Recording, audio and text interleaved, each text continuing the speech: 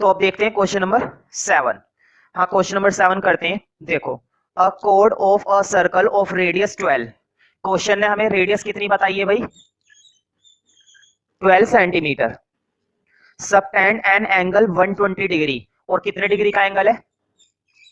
120। Question ने हमें दो चीजें दी हैं। मुद्दे की बात है, क्या दे रखा है? रेडियस। और क्या दे रखा है? एंगल। कोई बात नहीं, देखते हैं आगे, इसमें घबराने वाली क्या बात है। आगे देखते हैं। Find the area of the corresponding segment. किस चीज का एरिया पूछा है? सेगमेंट का। एक बात हमेशा ध्यान रखना, जब क्वेश्चन कुछ नहीं कहता है तो माइनर सेगमेंट का ही निकालते हैं। जब क्वेश्चन हमें कुछ भी नहीं बोलेगा, सिर्फ इतना बोलेगा सेगमेंट का एरिया बताओ, तो वो कौन सी सेगमेंट की बात कर रहा है? माइनर सेगमेंट की। और जब वो मेजर बोले तो ही मेजर निकालो, वरना मेजर मत निकालो। समझ रहे हो ना? और देखो, पाई की वैल्यू क्वेश्चन ने बोल रखी है ब्रैकेट में। हमें इस बार पाई की वैल्यू कितनी लेनी है? 3.14। और √3 की वैल्यू कितनी लेनी है? 1.73। कोई बात नहीं, ले लेंगे, क्या जा रहा है, इतनी टेंशन नहीं लेते। वैल्यू ही तो लेनी है, ले लेंगे, उसमें कोई बोझ घट रहा है तुम्हारा? अब कोई दिक्कत हो रही है तो मुझे बताओ, ठीक है। तो लिखो पहले एरिया, एरिया ऑफ सेगमेंट। बताओ कौन सा लगाऊंगा, मेजर या माइनर? क्वेश्चन ने कुछ नहीं बोला ना कि माइनर निकाले या मेजर निकाले। और जब क्वेश्चन कुछ नहीं बोलता, माइनर। भाई हम तो छोटा ही काम करते हैं, छोटी निकालेंगे, बड़ा बड़ा नहीं सोचते। तुम लोग बड़ी बड़ी फेंकते हो, मैं नहीं फेंकता। तो देखो, तुम्हें मालूम है फॉर्मूला क्या होता है भाई? बहुत ही बढ़िया फॉर्मूला है, सबको पसंद आता है। थीटा कोण में 360 pi r square minus r square sine theta by 2 cos theta by 2। मुझे बताओ, क्या ये फॉर्मूला नहीं होता? अभी इतनी देर से हम क्वेश्चन करने में लगे पड़े बेवकूफों की तरह, कि अभी तक हमें फॉर्मूला पता नहीं चल पाया? भाई तुम्हें ना पता चला हो, मुझे तो पूरा पता चला। ठीक है, तो निकाल देते फिर, जब इतना पता चल ही गया है, करने में भी क्या जा रहा है। मुझे बताओ थीटा क्या डालोगे भाई? भाई 120 दे रखा है, 120 ही तो डालोगे, या कुछ और डालोगे? अपने दिमाग का जरा सा इस्तेमाल मत करो। बताओ पाई की वैल्यू क्या डालोगे? 22/7 या 3.14? इस क्वेश्चन में स्पेशली बोल रखा था कि पाई की वैल्यू क्या लेनी है? 3.14, तो वही लेना, अपना दिमाग मत लगाया करो। आर का स्क्वायर, रेडियस कितनी है भाई बताओ? 12। मैं सीधा कर दूं, 12 का स्क्वायर तुम्हें मालूम है ना, 12 की 12 से करोगे कितना आएगा? भाई 12 की 12 से करने पर 144 नहीं आता क्या? अगर कैलकुलेशन में जरा सी भी दिक्कत है तो मुझसे अलग से पूछो, मैं तुम्हें पॉइंट वाली कैलकुलेशन, डिवाइड करना, मल्टीप्लाई करना अंधाधुंध सिखा सकता हूँ। एक बार पूछने की देर है। मेरे पास दुनिया भर के क्वेश्चंस की वीडियो है जहां पर मैंने मल्टीप्लीकेशन, पॉइंट वाली डिवीजन, पॉइंट वाली मल्टीप्लीकेशन सब सिखा रखी है, लेकिन पूछना पड़ेगा। तो मुझे बताओ, आर का स्क्वायर करूंगा, और आर कितनी है? 12। और 12 का स्क्वायर कितना होता है? 12 की 12 से करोगे 144 आता है। अगर मैं डायरेक्ट लिख दूं तो कोई दिक्कत तो नहीं है ना? ऐसा तो नहीं करोगे ना? लिख दो फिर, जब इतना बोल रहे हो तो। माइनस, मुझे बताओ फिर से आर स्क्वायर, बताओ यही करते हैं हम बैठ के। फिर से हमें क्या करना पड़ेगा भाई? आर का स्क्वायर में डायरेक्ट कर दूं फिर से 144 माइनस 144। हाँ बताओ, साइन थीटा बाय 2। बोर्ड पे देखो जरा 2 मिनट के लिए। साइन थीटा की जगह क्या डालोगे? 120/2। और कोस थीटा की फिर से जगह क्या डालोगे? 120/2। कोई दिक्कत तो नहीं है? मैंने दोनों में कितना डाल दिया? 120। अगर मैं 120 और 120 दोनों में डाल दिया है तो कोई दिक्कत तो नहीं है? कभी परेशान हो? इस वाली कैलकुलेशन में किसी भी तरह की कोई दिक्कत नहीं होनी चाहिए। अब काटपीट मचाते हैं जहां जहां पर कट रहा है। देखो जरा इधर, 0 से 0 गया, 12 से 36 गया 3 पर। समझ में आई बात? और देखो 3 से भी जा रहा है, 3 4 12, 3 8 24। मैं हमेशा कहता हूं कि कैलकुलेशन खुद से करोगे उतना ही अच्छा है। खामेखा कैलकुलेशन करने का सबका अपना तरीका होता है, मेरा अपना तरीका है, तुम्हारा अपना। खुद कैलकुलेट करो, बेशक मैं कर देता हूं कैलकुलेशन वीडियो में, लेकिन मैं इसी बात की उम्मीद करता हूं कि तुम एक बार खुद से इन्हें घर पर जाकर जरूर करोगे, वरना मैं तो देखो कर ही दूंगा। खैर, बोर्ड पे देखो अब जरा, इधर तो ये सब कट रहा था, उधर देखते, देखो इधर बोर्ड पे 2 से ये गया 6 पर, 2 6 12। और 2 से फिर ये गया 6 पर, 2 6 12। वही देखो जरा क्या क्या बचा। यहां से तो बचा 3.14 इंटू 48 है ना। उधर से देखते क्या क्या बचा। देखो इधर से बचा 144। बताओ साइन 60 बचा ना, एक तो बचा साइन 60, और एक क्या बचा? एक बचा कोस 60। मुझे बताओ, क्या ये वैल्यू बची या नहीं बची? मैंने क्या कुछ गलत करा? मैंने क्या कुछ गलत कर दिया? अगर ये लिख दिया तो क्या मैंने कोई गुनाह कर दिया? किसी भी तरह का कोई गुनाह नहीं करा, कोई अपराध नहीं है। ये क्वेश्चन सॉल्व करना कोई गुना नहीं होता। अब आगे सॉल्व करते हैं भाई। हाँ, इसकी मल्टीप्लाई जरूर देखना। देखो बोर्ड पे मैं तुम्हें बता देता हूँ पॉइंट वाली कैसे करते हैं, मैं आइडिया तो दे ही देता हूँ, लेकिन फिर भी अगर नहीं समझ में आता है पॉइंट की कैलकुलेशन, मुझसे पूछो खुलकर। देखो 3.14 की 48 से करनी है। जब भी 3.14 की 48 से, भाई खुद ही करो, मैं क्यों बताऊं, ये तो बच्चों वाली बातें। मैं तुम्हें डायरेक्ट बता रहा हूँ कितना आएगा। देखो 3.14 की 48 से करने पर आएगा तुम्हारा कैलकुलेटर। हम क्यों मेहनत करें भाई? 3.14 की 48 से ये आएगा 150.72। और नहीं है मेरी बात पे यकीन? तो मत करो भाई, क्या जा रहा है मेरा, लेकिन आएगा यही 144। मुझे बताओ साइन 60 की वैल्यू डालोगे, साइन 60 की वैल्यू √3/2 डाल दो, फिर इतना जोर क्यों दे रहे हो। cos 60 की वैल्यू बता दो फिर, जब इतना उछल लेते तो। cos 60 की वैल्यू होती है भाई 1/2, ये भी 1/2, ये लो। मुझे बताओ कुछ कट रहा है ना, देखो इधर बोर्ड पे, 2 से ये 144 कट सकता है, बताओ कितने पर जाएगा। 2 7 14, 2 2 4। फिर से देखो, एक और 2 से कट रहा है, देखो 2 से ये 72 चला गया, इस बार नीचे की तरफ काट रहा हूँ। 2 3 6, 2 6 12, क्योंकि उधर जगह नहीं थी भाई। मैंने एक 2 से ऊपर की तरफ काटा और एक 2 से नीचे की तरफ काटा, क्योंकि ऊपर स्पेस नहीं बचा था, है ना, नहीं तो फिर वीडियो में दिखाई नहीं देगा प्रॉपर तरीके से। अब आगे बढ़ते हैं कैलकुलेशन में भाई।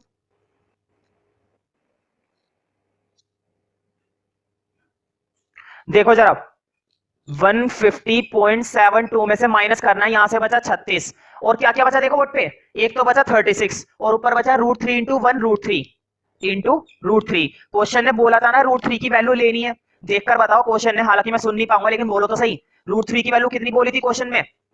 क्वेश्चन में हमें बताया गया है कि √3 की वैल्यू कितनी लेनी है, तो देखकर बताओ √3 की वैल्यू कितनी है, 1.73। मैं तुम्हें यही की यही लेकर दिखा रहा हूं, 1.73, समझ रहे हो ना। अब इसकी भी मल्टीप्लाई दे दो भाई, 36 की 1.73 से करने पर ये आएगा 62.28। हाँ, इसको माइनस जरूर करना, 150.72 को माइनस कर दो 62.8, तो फाइनल आंसर जो आएगा भाई 88.44 सेंटीमीटर स्क्वायर एरिया, जो कि इस क्वेश्चन का फाइनल आंसर है। और बहुत ही बढ़िया क्वेश्चन था भाई, मैं ये चाहता हूं कि तुम इस पर टिक करो। तो अब समय आ गया है कि अब हम कौन सा क्वेश्चन करें भाई। क्वेश्चन नंबर 9 तो करेंगे नहीं, क्वेश्चन नंबर 8 ही करने वाले हैं। देखो, a horse is tied to a peg at one corner of a square shaped grass field of side 15 metre. देखो भाई, पहली बात तो फिगर देख लो, इसकी फिगर बनी हुई है, हालांकि मैं फिगर इतनी अच्छी तो नहीं बना पाऊंगा जितना उन्होंने ड्रॉ कर रखा है, लेकिन हाँ, काम की फिगर मैं जरूर बनाऊंगा। काम की फिगर मतलब मैंने क्या बना दिया तुम्हारे सामने, एक स्क्वायर। मैंने तुम्हारे सामने क्या बना दिया, एक स्क्वायर बना दिया। और क्वेश्चन ने हमें बताया है कि ये जो स्क्वायर है, इस स्क्वायर पर क्या लगी हुई है, घास। दुनिया भर की क्या लगी हुई है, घास लगी हुई है। तुम देख सकते हो अपने डायग्राम के अंदर, बुक के अंदर घास लगी हुई है, चॉकलेट तो लगती नहीं। और एक कोने पर क्या बंधा हुआ है, घोड़ा। घोड़ा समझते हो ना, गधा तो समझते ही होंगे, वो तो तुम हो। घोड़े की बात हो रही है फिलहाल, घोड़ा बंधा हुआ है, और खुला तो छोड़ेंगे नहीं, बताओ खुला क्यों नहीं छोड़ेंगे।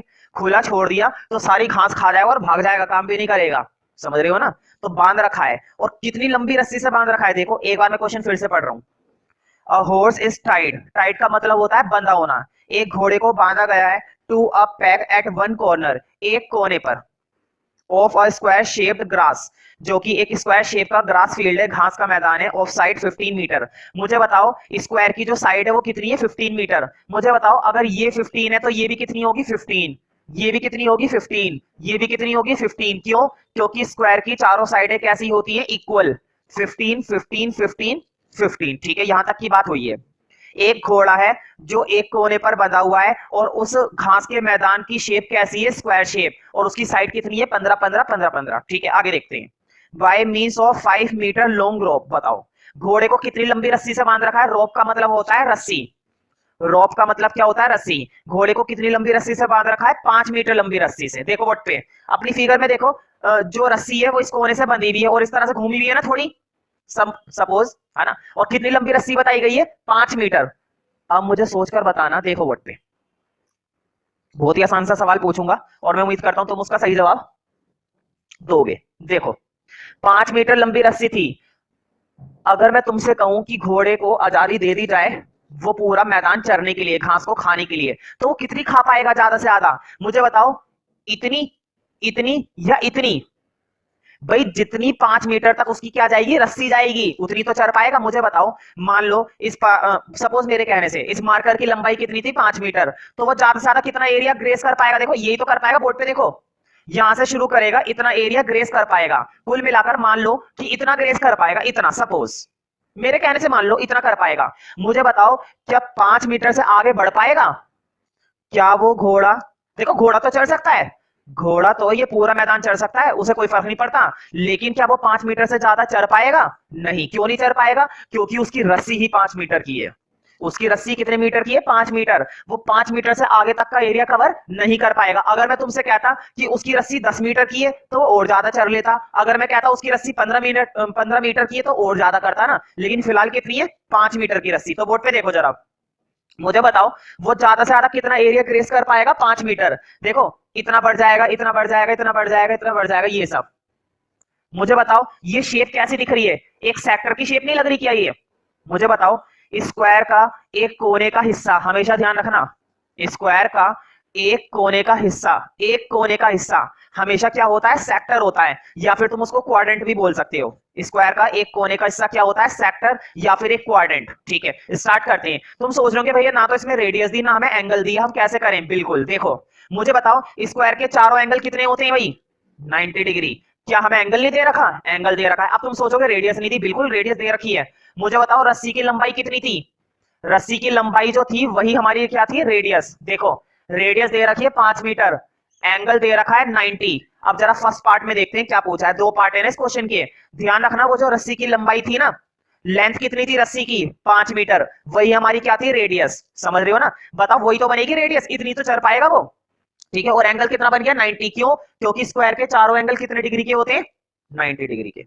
आगे देखते हैं, फर्स्ट पार्ट देखते हैं। अब फाइंड करना है area of that part of the field in which the horse can graze. देखो वो एरिया बताइए जो घोड़ा ग्रेस कर सकता है, जितना एरिया घोड़ा चढ़ सकता है। मुझे बताओ क्या घोड़ा इससे ज्यादा चढ़ पाएगा? नहीं। जहां तक 5 मीटर की रस्सी जाएगी वहीं तक वो ग्रेस कर पाएगा, उससे ज्यादा एरिया वो ग्रेस नहीं कर पाएगा, कर ही नहीं सकता। निकाल दो एरिया, लिखो एरिया ऑफ सेक्टर। फॉर्मूला बताओ, थीटा अपोन में 360 पाई आर स्क्वायर, यही होता है ना? डाल देते हैं फिर शोर क्या समझ आना। थीटा की वैल्यू डाल दो भाई 90, 90 अपोन में 360। हाँ पाई की वैल्यू देखते हैं, इस क्वेश्चन में कुछ बोल तो नहीं रखी? बिल्कुल, इस क्वेश्चन में बोल रखी है कि पाई की वैल्यू 3.14 लेनी है। ध्यान रखे करो, जिस क्वेश्चन में वो बोले ना कि पाई की वैल्यू इतनी लेनी है, पाई की वैल्यू उतनी लेनी है, तब तुम्हें उतनी ही लेकर कैलकुलेशन करनी है। तो पाई की वैल्यू ले ली 3.14। आर का स्क्वायर, मुझे बताओ 5 का स्क्वायर कितना होता है? देखो बोर्ड पे, रेडियस का स्क्वायर करना है, और रेडियस कितनी है? 5। क्या मैं डायरेक्ट 5 का स्क्वायर कर दूं? सोचना कैसे कर देते हैं। 5 का स्क्वायर क्या होता है? 25। मैंने डायरेक्ट कर दिया तो कोई दिक्कत तो नहीं है ना? देखो कुछ चीजें कट रही हैं, 0 से 0 गई, 9 से 36 गया 4 पर। हमेशा ध्यान रखो कैलकुलेशन को मैं जरूर बोर्ड पर करा देता हूं, लेकिन बढ़िया रहेगा कि तुम हर तरह की कैलकुलेशन को एक एक बार खुद से करो, क्योंकि कैलकुलेशन करने का सबका अपना अपना तरीका होता है। कोई डिवाइड करना पसंद करता है, कोई काटना पसंद करता है डायरेक्ट, है ना? तो जैसे मर्जी हो, लेकिन आंसर सही आना चाहिए ना। कैलकुलेशन का तुम्हारा अपना तरीका है ना?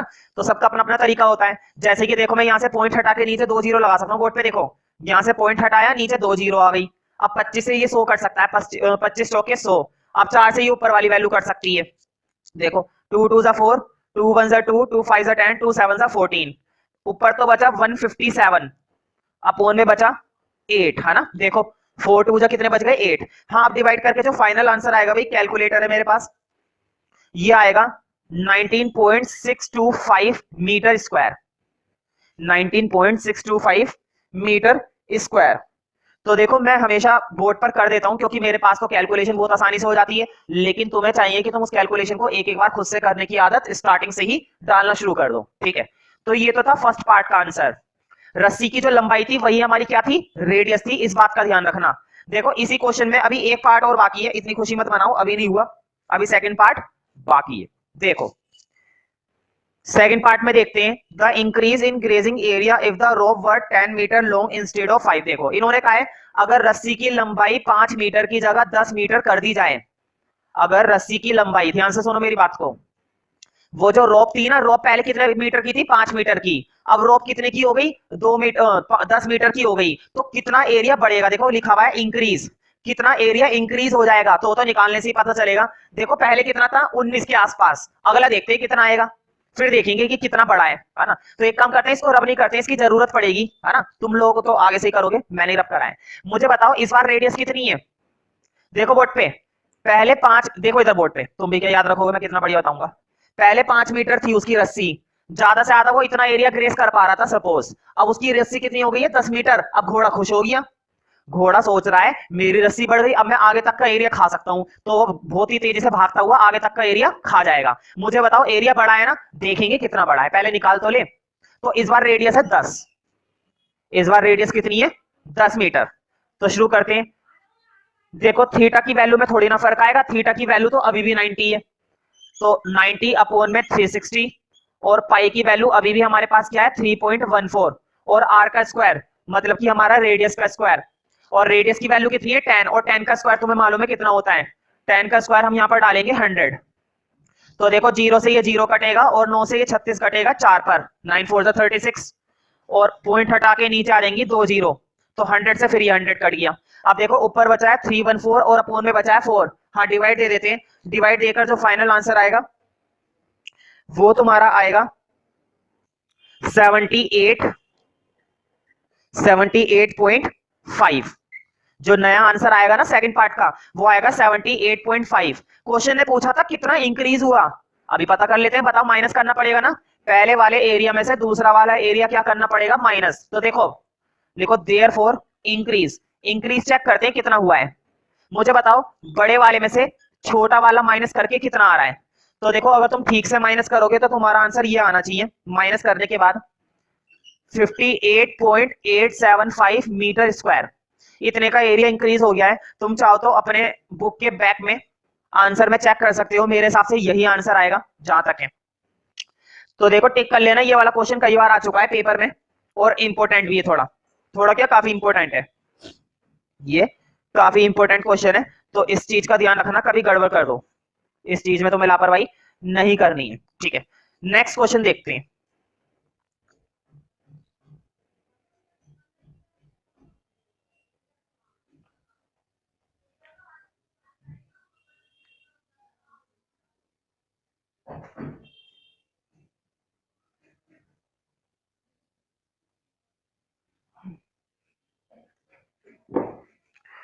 हाँ देखते हैं क्वेश्चन नंबर 9। तो क्वेश्चन नंबर 9 स्टार्ट करते हैं भाई। क्वेश्चन नंबर 9 कराने से पहले मैं तुमसे बिल्कुल एक छोटी सी चीज पूछूंगा और मुझे फिर से मालूम है, तुम वो चीज जरूर मुझे बताओगे। तुम्हारे पास एक 10 मीटर लंबी क्या थी, वायर थी, तार थी, एल्यूमिनियम का या कॉपर का जो भी है ना, उसका तुम्हारे पास क्या था 10 मीटर लंबा एक तार था, तार होता है ना भाई, वायर होती है, देखी होगी तुमने, बिजली का खटका ऑन करके कभी उसको छूना मजा आता है। तो वायर थी वो भी 10 मीटर लंबी। तुम्हारे दिमाग में क्या आया, तुमने सोचा क्यों ना इससे सर्कल बनाया जाए। तो देखो जब तुम इस वायर से एक गोल सर्कल बनाओगे, तुमने इस वायर से क्या बना दिया, एक गोल सर्कल बना दिया। मुझे बताओ इस वायर की लंबाई कितनी थी 10 मीटर, देखो बोर्ड पे, इस वायर की लंबाई कितनी थी 10 मीटर, और इधर देखो अब तुमने इस वायर को यहां से स्टार्ट करके ये करा, इस तरह से गोल करा, इतना घुमा दिया। मुझे बताओ अभी भी वायर की लंबाई क्या 10 मीटर रहेगी या बदल जाएगी। उसी वायर को, जो वायर पहले 10 मीटर थी उसी वायर को घुमा करके तुमने क्या बना दिया, सर्कल बना दिया। वायर में जरा सा भी चेंज नहीं करा, जरा सा भी, ना तो वायर को खींचा ना पतला करा। वायर का साइज मुझे बताओ अभी भी 10 मीटर रहेगा या नहीं रहेगा, 10 मीटर ही रहेगा। एक वायर लंबाई थी उसी को गोल घुमाकर तुमने सर्कल बना दिया, वायर की लंबाई थोड़ी ना बदलेगी। तो ध्यान रखना ये जो वायर की लंबाई है ना, मतलब ये जो वायर का पूरा एरिया होता है, इसका मतलब तुम्हें मालूम होगा, इसको बोला जाता है सरकमफ्रेंस, जिसको हम सिंपल भाषा में क्या कहना पसंद करते हैं, पेरीमीटर, लेकिन सर्कल के लिए इस चीज को क्या बोला जाता है, सरकमफ्रेंस। तो ये जो सर्कल की साइड की बाउंड्री होती है ये कंप्लीट बाउंड्री कहलाती है सरकमफ्रेंस। तो सरकमफ्रेंस का मतलब होता है ये साइड की बाउंड्री। तो अब जरा इस क्वेश्चन को देखेंगे और ये क्वेश्चन और भी ज्यादा क्लियर होएगा फिर तुम्हें।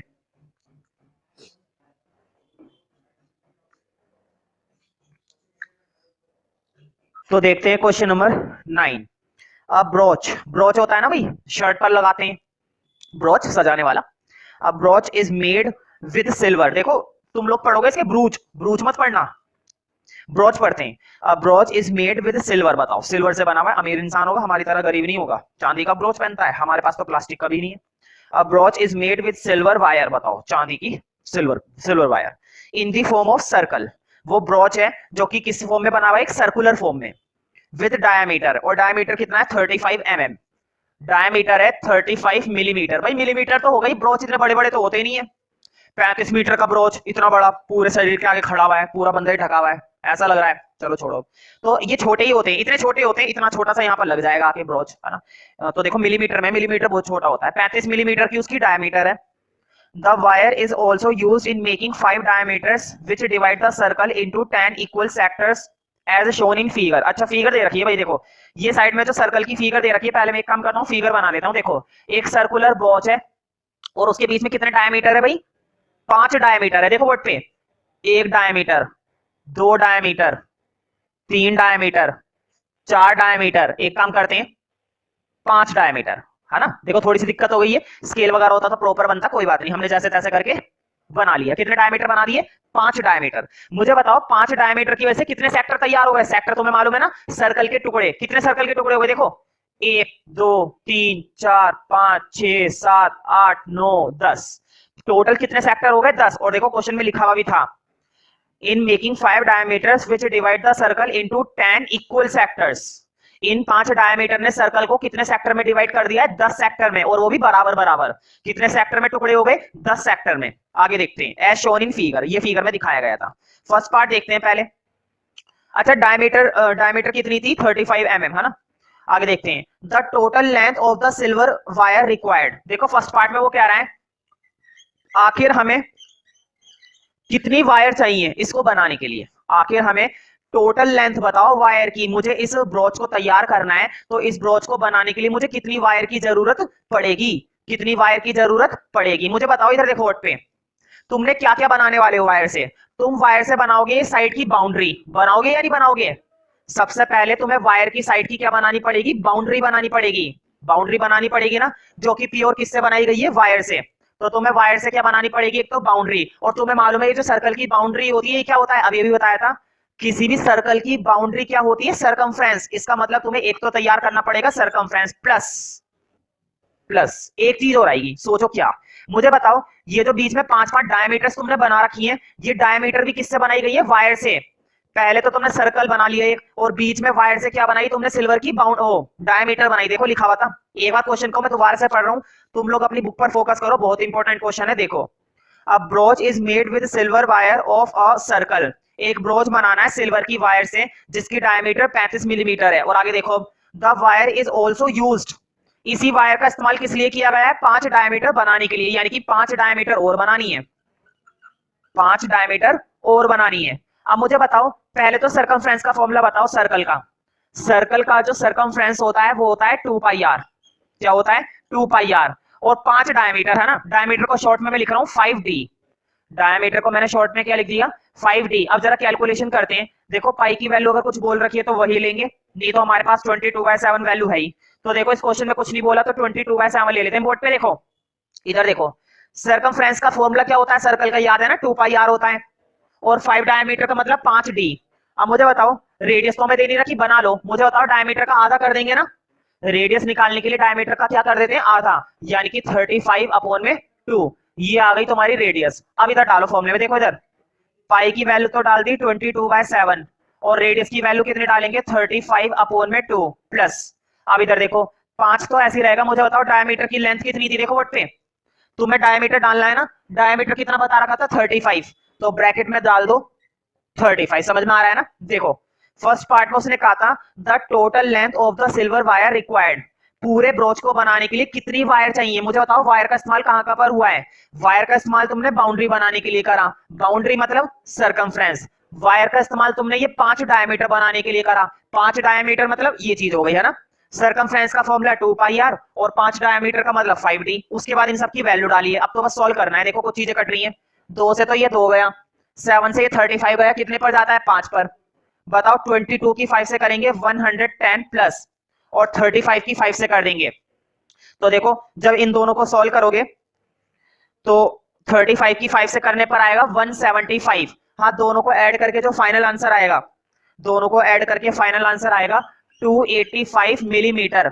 यानी कि उस बंदे को अगर ये ब्रोच तैयार करना है तो पूरा ब्रोच बनाने के लिए उसे कितनी वायर चाहिए, 285 मिलीमीटर लंबी वायर चाहिए। इससे कम वायर में उसका काम नहीं चलने वाला, तब जाके उसका वो पूरा ब्रोच तैयार होगा। तो देखो फर्स्ट पार्ट में तो उसने हमसे सिर्फ इतना सही पूछा था कि इस ब्रोच को बनाने के लिए कितनी लेंथ चाहिए वायर की, तो तुम्हें इतनी लेंथ चाहिए तब जाके ये ब्रोच तैयार होगा। अब देखते हैं सेकंड पार्ट में क्या पूछा है।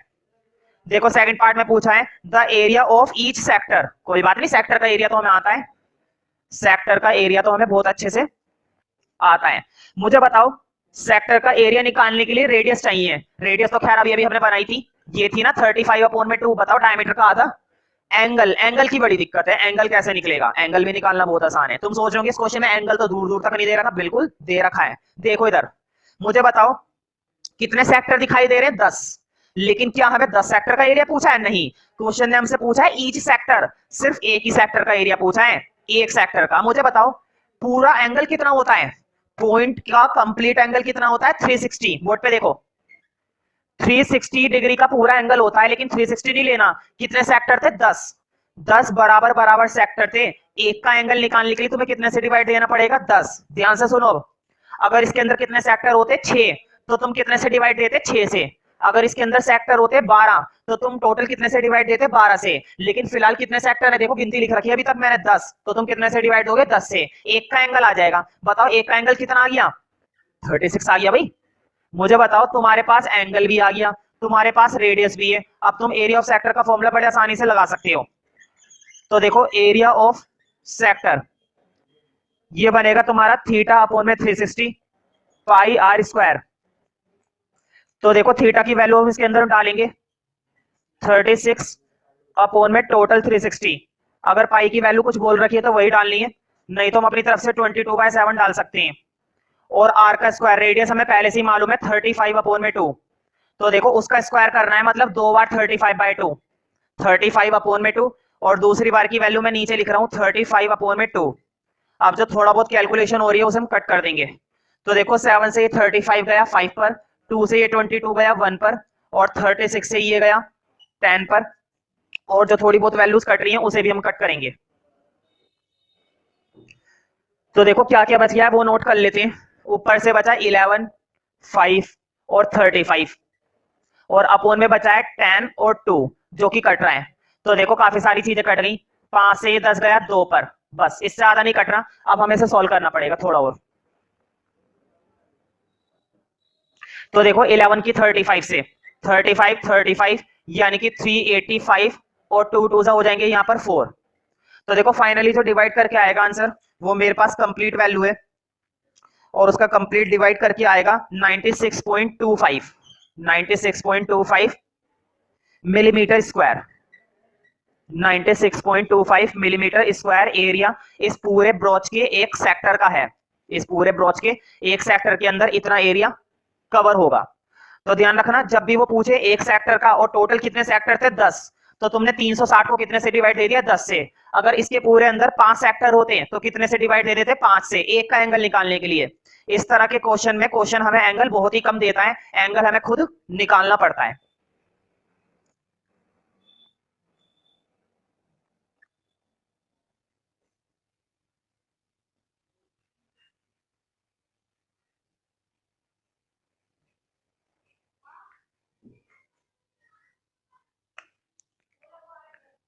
देखो 10th क्वेश्चन करते हैं। अब 10th क्वेश्चन पर टिक कर लेना क्योंकि ये अम्ब्रेला वाला क्वेश्चन है और कई बार पेपर में आ गया है। देखो an umbrella has 8 ribs which are equally spaced. देखो एक अम्ब्रेला है जिस पर क्या बनी हुई है? 8 रिब्स बनी हुई है, मतलब 8 पार्ट बने हुए हैं। अम्ब्रेला होता है ना, तुम देख सकते हो फिगर में। क्या तुम्हें जो पूरा अम्ब्रेला है उसमें 4 साइडें इधर की दिख रही होंगी? बताओ इसी तरीके की 4 साइडें उस साइड भी होंगी ना। टोटल कितनी साइड हो गई? 8। पूरे अम्ब्रेला का खुला हुआ हिस्सा भी दिखाया गया है, देखो साइड में। पूरे अम्ब्रेला का खुला हुआ हिस्सा देखो, पूरे अम्ब्रेला में खुला हुआ हिस्सा तुम्हें दिखाई दे रहा होगा। मुझे बताओ क्या पूरे अम्ब्रेला में खुले हुए हिस्से में कितने सेक्टर हैं? 1 2 3 4 5 6 7 और 8। क्वेश्चन ने हमसे यही तो बोला है, देखो क्या लिखा हुआ था, एन अम्ब्रेला हैज 8 रिब्स। एक अम्ब्रेला है जिसकी कितने पार्ट हुए हुए? 8 पार्ट। मुझे बताओ सेक्टर है ना, सर्कल के टुकड़े क्या कहलाते हैं? सेक्टर, सेक्टर है ये। विच आर इक्वली स्पेस्ड, ये बड़ी बात है, इन सबका स्पेस कैसा है? इक्वल है। आगे देखते हैं। Assuming umbrella to be flat circle, उन्होंने कहा है ये मान लीजिए कि अम्ब्रेला क्या बना हुआ है? सर्कल, वो तो हमने खुद ही बना लिया। हाँ रेडियस कितनी बताइए पूरे की? क्वेश्चन ने हमें रेडियस बताई है 45 सेंटीमीटर। क्वेश्चन के अकॉर्डिंग रेडियस कितनी बताई गई है भाई? 45 centimetre. Find the area between two consecutive ribs of the umbrella. बताओ उन्होंने हमसे एरिया पूछा है कॉन्सिक्यूटिव रिब्स का, अंडरलाइन कर लो कॉन्सिक्यूटिव पर। कॉन्सिक्यूटिव के लिए भी यही मतलब है, तुम्हें किसी भी एक रिप का मतलब किसी भी एक सेक्टर का, ध्यान से सुनो, कॉन्सिक्यूटिव का मतलब भी यही होता है, तुम्हें किसी एक सेक्टर का एरिया निकाल के दिखाना है, किसी भी एक सेक्टर का। लेकिन मुझे बताओ क्या इस क्वेश्चन में भी हमें एंगल दिया गया है? इस क्वेश्चन में हमें एंगल दूर दूर तक नहीं दे रखा है, कोई बात नहीं, एंगल हम खुद निकाल लेंगे। मुझे बताओ फिर से, पॉइंट के चारों ओर एंगल कितना होता है? 360।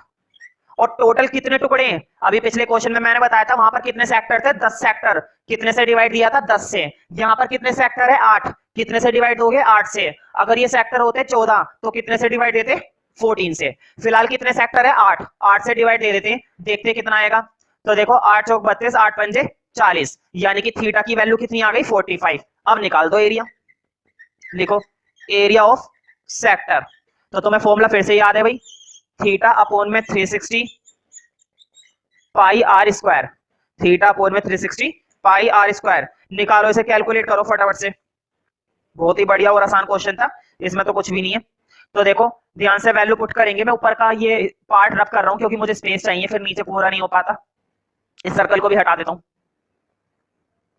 तो देखो थीटा की वैल्यू डालेंगे 45 अपॉन में 360। पाई की वैल्यू इस क्वेश्चन में कुछ भी नहीं कह रखी, तो हम 22/7 ही लेंगे। हाँ, आर का स्क्वायर, रेडियस, रेडियस कितनी थी? 45, और 45 का स्क्वायर डायरेक्ट तो हमें आता नहीं है, तो हम दो बार लिख लेते हैं, 45 इंटू 45। हाँ, सोल्व कर दो भाई इसको। तो देखो अब मैं बिल्कुल भी नहीं काट रहा, और मैं ये बात मानूंगा कि तुम कैलकुलेशन जरूर करोगे। मैं इसका सीधा फाइनल आंसर लिख रहा हूं। हाँ, फाइनल आंसर आएगा 795.53 सेंटीमीटर स्क्वायर। ये यूनिट लगाना मत भूले करो, centimetre square, millimetre square, metre square. अगर तुम यूनिट लगाना भूल जाओगे तो कम से कम एक या आधा नंबर तुम्हारा काट लिया जाएगा। तो इस चीज का तुम्हें ध्यान रखना है पूरा पूरा। ये जो यूनिट्स होती है खास करके इस तरह की चीजों में, मेंसुरेशन वाले पार्ट में बहुत इस्तेमाल होती है ये, तो तुम्हें इसकी बहुत प्रैक्टिस करनी पड़ेगी यूनिट लगाने की।